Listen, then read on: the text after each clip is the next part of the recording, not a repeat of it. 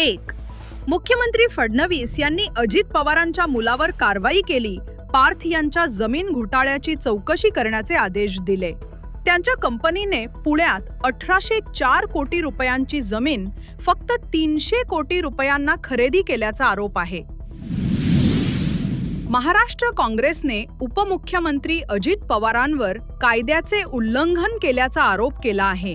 काँग्रेसने या प्रकरणाची SIT चौकशीची मागणी केली आणि उपमुख्यमंत्री अजित पवार यांचा राजीनामा मागितला. सुप्रिया सुळे यांनी पार्थ पवारांच्या समर्थनार्थ बाहेर पडून म्हटले की जर तहसीलदारांनी सही केली नसती तर हा करार कसा झाला असता. अजित पवार यांच्या मुलाशी संबंधित कंपनीशी संबंधित 300 कोटी रुपयांच्या जमिनीच्या व्यवहाराप्रकरणी एका सब रजिस्ट्रारला निलंबित करण्यात आले आहे. या व्यवहाराची चौकशी करण्यासाठी एक समिती स्थापन करण्यात आली आहे.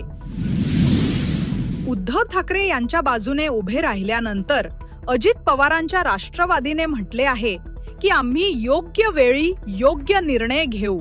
युती धोक्यात आली आहे आणि राष्ट्रवादी वेट अँड वॉच मोडमध्ये आहे. जर शिंदे पुन्हा मुख्यमंत्री झाले तर ते खुर्ची परत करतील असे फडणवीस यांनी महापालिका निवडणुकीपूर्वी सांगितले होते आणि युती अंतिम असल्याचे सांगितले होते. शरद पवारांचे पाऊल नेत्यांना महापालिका निवडणुकीत शिंदे आणि अजित यांच्यासोबत युती करण्यासाठी मोकळीक. शेतकऱ्यांनी फडणवीसांच्या ताफ्यावर ऊस फेकला.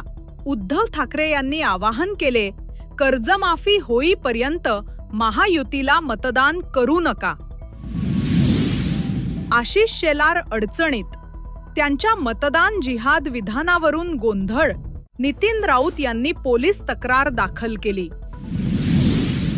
पुढील 24 तासात मुंबईसह महाराष्ट्रातील काही जिल्ह्यांमध्ये पाऊस आणि वादळाची शक्यता आहे. IMDने अलर्ट जारी केला आहे.